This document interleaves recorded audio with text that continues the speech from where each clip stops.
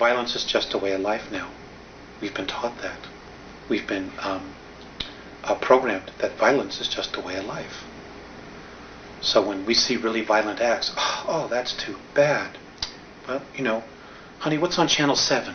Or what movie are we going to rent tonight? You know, that's what it's come to. And it's wrong. It's absolutely wrong. There is no reason that any of this has to occur at all. It really doesn't. And a lot of it is the responsibility of the people. Because if the producers in Hollywood are going to make movies like this, and we're going to go and buy the tickets, well, they're going to be motivated for the buck to continue to make these kind of movies. Where if they spend $20 million and nobody buys a ticket, they won't be making those kind of movies. So it comes back to people taking personal responsibility for what they think, what they want to believe, and what it is that they want to create. Do the Andromedans really feel that we'll be able to reach that window? Right now it's undecided. And that's the scary part. They don't know. What would help push it forward? I don't know. I really don't know. Except for just, you know, start listening to people that are talking. Start really paying attention to what's going on. You know, my grandfather used to have a saying, believe nothing that you hear and half of what you see. You know, I wouldn't believe a thing that comes out of Washington, D.C. In fact, it's my own personal belief that this next election that's coming up next year in November, that every American should march on Washington, D.C. and should fire every single person that's there. They have run this country into the ground.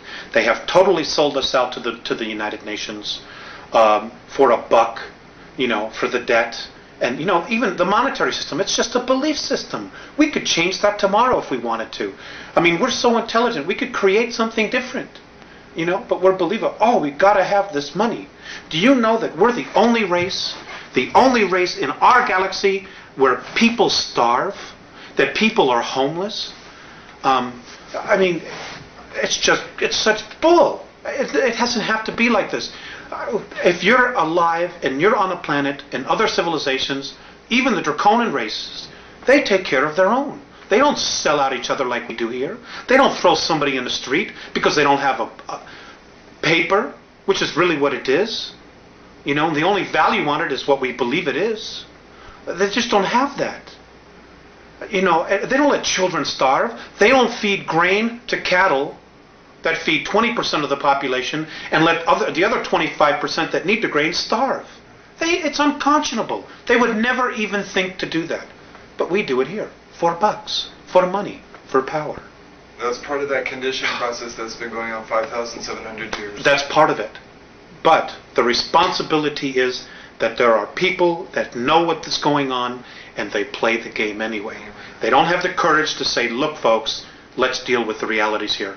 You know, we don't have a guy that's strong enough in office as president to stand up and say, you know what, ladies and gentlemen, we've really been sold out. That there are forces within our government, like what Kennedy tried to do, that just flat out want to destroy the United States because we're too good, because we have too much.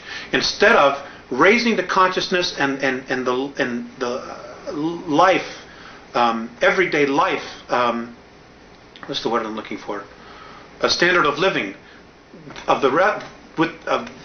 instead of raising the standard of living that we have globally, they would rather just destroy the United States, destroy our standard of living so that we're comparable to everybody else. So now everywhere is a third world nation. And that's exactly what they're doing. And they're doing it for power, for greed. We're selling out our own, and it's just, something's got to be done. Could you describe the human military bases on the dark side of the moon, Mars, and the Mars probes as related to you by the Andromedans, and how the Alpha Draconians fit into this scenario? The Mars probes, the Russian and the US one, they're gone. They were destroyed.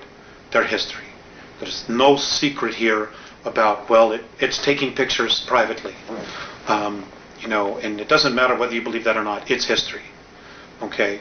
March of '89, the Russians took pictures. Mars was invaded. We had a human colony there of 300,000, so I'm told. One was underground, one was above ground, Adam and Eve. They're conquered, they're being taken over. The human beings that are from Earth, that volunteered or were kidnapped to go there, are in deep trouble. Many of them have already been eaten. Some of them have already been killed. There is nothing we can do here as a race to help them. So that was Mars was conquered by the Alpha Draconians. That's right. They came in. There's 100,000 of them there. They have approximately 2,111 scout craft there. They're in an area underground that is 64 square miles, known on Mars as the area of Tempe Terra. That's where their base is. Now, It's an ancient base that they had. It's over 1 million years old, and the last time it was in full bloom was 317,000 years ago. Now, if we begin to train all our telescopes on that, are we going to be able to see activity going on there? I suppose that we would. I have a feeling that they already are seeing incredible amounts of activity, but they're not allowed to say it. They're just not allowed to say it. Nor, who's going to want to jeopardize going to jail, being ridiculed, being fired, giving up everything they have to come up and say, well, I'm an astronomer, and I was looking at Mars, and I saw alien craft, and I know there's a base there, and it's being conquered by reptilian aliens. Who's going to have the guts to come up and say it? Nobody in the power elite. Nobody wants to blow their mortgage. But somebody's going to have to, right? Well, yes. But eventually. It's going to be too late by the time they do it. Is that what you're thinking? Yes. And that's exactly what the Andromedans are thinking. You see, there are people probably saying, well, God, why don't they just come down and save us? There's a lot to that. Number one, if we're rescued, we don't permanently evolve ourselves. Number two, we won't take responsibility. If something goes wrong, we can always blame it on them. Number three, it doesn't just change our reality, it changes their reality as well. Number four, the Andromedans and most of the other benevolent races, they don't want to have to come down here and babysit us. That's not their job. It's not their job at all. Now, in the way you told me that... And number four, and I'm sorry, and number five, let me just add this. Look at how we've treated our Earth. Look at how we've trashed it ourselves. They're like, why should we come down here and help you when you don't want to even help yourself? Or even make the effort? The cleaning up the planet, we're giving to government bureaucracies. Well, here's $3 billion here. There's $10 billion there. Here's the super fund to clean up toxic waste, $20 billion. And the place is getting worse. That's not the problem. The problem is on an individual level, on an individual basis. Just don't create plutonium anymore. Just don't create styrofoam anymore. Just tell the industries, the corporations, because we're the ones who control it. We're the ones buying the products. We won't buy it unless you fix it. End of story. Period. We need to change it. It's our planet. We are the bulk of humanity. It isn't the corporations. It isn't the Fortune 500. It isn't the Committee for 300. And it isn't the Trilateral. We could fire all of them if we had to. Period. But it's coming together and it's doing something about it. And it's going to have to be grassroots, and people are going to have to start doing it soon. Are these leaders going to, if we do raise up and do a grassroots uprising, when they order the military to quell that like they do at Kent State or any other political demonstration? They probably will try. They probably will try. You're absolutely right. You're absolutely right. But you know what? Let's take an example of the American Revolutionary War. 4% of the population of the colonies actually rose up and fought the British. Only 4%.